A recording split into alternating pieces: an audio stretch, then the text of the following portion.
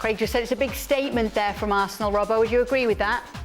Absolutely. You know, I mean, the stats don't really tell the story because Arsenal were fully dominant in the first half. The second half, Sporting came back into the game and put a bit of pressure on, and Raya had to make some saves. But that first half was Arsenal at their very best. They were composed in possession, but got in behind Sporting on numerous occasions. They got crosses into the box through good play. They overloaded down the right-hand side. But even though they overloaded down the right-hand side and created a numerical advantage, they still had players making runs into the box and get on the end of crosses. And they were good defensively. They closed the ball down. They won it back in good areas. It was the all-round performance from Arsenal. And even when they were put under a bit more pressure in the second half, the goalkeeper came to their rescue on 2 or 3 occasions, and they defended well as a unit. So a good all-round performance, and maybe the sign that Arsenal have just got it back here, and they could really force Liverpool in the Premier League as well. I know Odegaard is the sort of headline return, Robbo, and he's looked really sharp. There's no doubt about it. It looks like the rest of the players have got a lift with him coming back in and pulling the strings. But we were talking about this just before we came on air.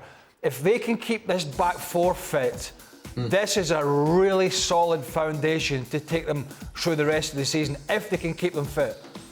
Absolutely. Saliba and Gabriel, we know they've had a great partnership for 2 or 3 years now. But Calafiori came in at left back, but he's also a player that can step and do the things that Mikel Arteta likes, which is stepping into midfield alongside Thomas Partey at times to create that overload in there. But I like Timber, you know, whether he's played at left back, he's a right back come right-sided centre-half. I saw him when he was playing for the Dutch national team. He's strong, he's aggressive, he wants to defend, he's quick, and he's decent on the ball. I think he's been a great addition. It was a shame that he got an injury in his first season, didn't play that often, but now he's showing what a really good player he is, and I think he's a massive bonus for Arsenal this year.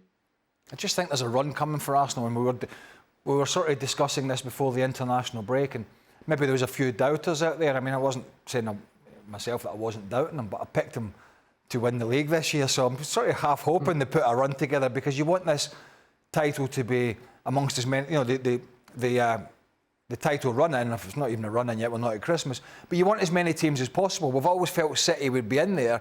I think that's more in doubt now than anything else, but I just always felt that Arsenal were much better than what we'd seen early this season. And I know the Odegaard scenario was difficult for them, but I still expected a little bit more. You can't be so reliant on one player, but you just feel there's a run in there from Arsenal where they can, once the Champions League football gets out of the way, they get back to the bread and butter and they try and hunt this Liverpool side down.